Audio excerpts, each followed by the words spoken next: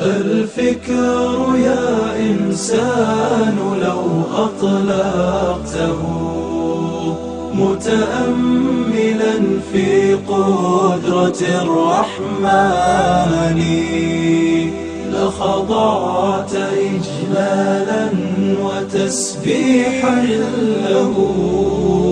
سبحانه رب عظيم الشان يعلو ولا يعلى وجل علوه وصفاته كملت بلا نقصان.